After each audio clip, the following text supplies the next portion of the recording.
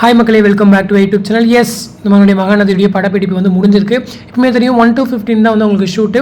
So 16 வந்து அவங்களோட அடுத்த ஷூட்டுக்கு வந்து போயிடுவாங்க அப்படிங்கிறதா. எஸ், நேற்று வந்துட்டு ஷூட்டிங்ஸ் செட்டில் இருந்து வந்து நிறைய ரீல்ஸ்லாம் ஷேர் பண்ணியிருந்தாங்க. முக்கியமாக நம்மளுடைய கங்கா, நம்மளுடைய காவேரி, இவங்க 2 பேர் இருக்கிற மாதிரி. ஸோ கங்கா அண்ட் காவேரிக்குள்ளே ஒரு நல்ல ஆஃப் ஸ்க்ரீன் பாண்ட் வந்து பார்க்க முடியுது. ஸோ நேற்று கூட வந்து கங்கா ஒரு பிக்சர் வந்து ஸ்டோரியில் ஷேர் பண்ணியிருந்தாங்க, 2 பேரும் ஐஸ்கிரீம் சாப்பிட்ற மாதிரி. அது தொடர்ந்து ஒரு ரீலுமே கூட ஷேர் பண்ணியிருந்தாங்க, நம்மளுடைய கங்கா, குமரன், இன்னொரு பக்கம் நம்மளுடைய காவேரி, இவங்க 3 பேரும் சேர்ந்து. ஸோ அந்த லொக்கேஷன் வந்துட்டு கொஞ்சம் டிஃப்ரெண்ட்டாக இருந்துச்சு அப்படின்னு சொல்லியிருந்தீங்க. மேபி அந்த நியூ ஹவுஸாக இருந்திருக்கலாம், இல்லைன்னா நம்மளுடைய விஜயோட வீடியோ கூட இருக்கலாம். அது அவ்வளோ பெரிய வீடுங்க, எந்த லொக்கேஷன் வந்து போடுறாங்கன்னே தெரில. பட் கன்ஃபியூஷன் என்ன, அவங்க கொடுத்துருந்த அந்த ஒரு ஹேஷ்டாக் தான் கொடைக்கானல் அப்படின்னு கொடுத்துருந்தாங்க.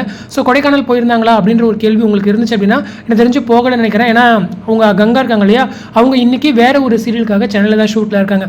ஸோ நேற்றுக்குள்ளே அங்கேருந்து இங்கே வந்திருக்கிறதுலாம் வாய்ப்பே கிடையாது. ஸோ கொடைக்கானல் இல்லைங்க. ஸோ ஜஸ்ட் ஒரு நார்மல் இங்கே எபிசோட் தான் நினைக்கிறேன். மேபி கொடைக்கானல் போவாங்களா இருக்கும். ஸோ இந்த எபிசோட்ஸ் முடிச்சுட்டு கொஞ்சம் பேருக்கு வேணால் கொடைக்கானல் எடுத்துகிட்டு போய் ஒரு 2 days வந்து எக்ஸ்டெண்ட் பண்ணி ஷூட் எடுத்து கொடுக்கலாம், வாய்ப்புகள் இருக்குது. ஸோ என்ன பிளான் பண்ணுறாங்க அப்படிங்கிறது தெரியல. பட் எனிவே இங்கே ஷூட் ரேப் ஆயிருக்கு அப்படிங்கிறத புரிஞ்சுக்க முடியுது. அதே போல் அந்த பிக்சரில், அதாவது அந்த ரீல் வந்து நீங்கள் ஒரு சேஞ்சஸ் நோட்டீஸ் பண்ணியிருந்தீங்கன்னா தெரிஞ்சிருக்கும். நம்மளுடைய கங்காவுடைய மேக் ஓவர் வந்து மாறி இருக்கு.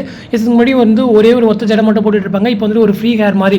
எனக்கு தெரிஞ்சு நான் அந்த ரீசன்ட் எபிசோட் இந்த மாறினாங்க இல்லையா, இவருக்கு பதில் இவர்னு சொல்லிட்டு, ஸோ அன்றைக்கே நோட்டீஸ் பண்ணால் இவங்களுக்கு, அதாவது ஒரு கேரக்டர் இப்படி தான் இருக்கணும்னா அதே மாதிரி அடுத்து வரவங்களும் இருக்கணுங்கிற அவசியம் கிடையாது. ஓரளவுக்கு எக்ஸாக்டாக மேட்ச் ஆகாது.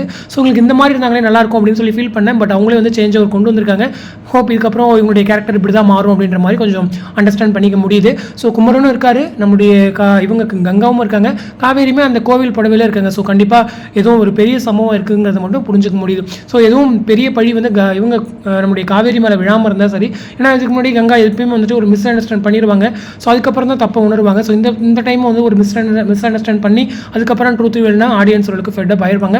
ஸோ நடக்குது அப்படிங்கிறத நம்ம வெயிட் பண்ணி தான் பார்க்கணும். ஸோ நேற்று வந்துட்டு நான் அந்த பர்த்டே வந்து அப்டேட் கொடுத்துருந்தேன், நம்மளுடைய கமருதனுடைய பர்த்டே. ஸோ அங்கேயுமே வந்துட்டு அந்த என்டையர் லொக்கேஷனுமே டிஃப்ரெண்ட் தான். ஸோ மேரேஜ் நடந்துருச்சு. ஸோ அங்கே நம்மளுடைய நிவின் அண்ட் யமுனாவுடைய புது வீட்டில் இருந்து அப்டேட் கிடைச்சிருந்துச்சு.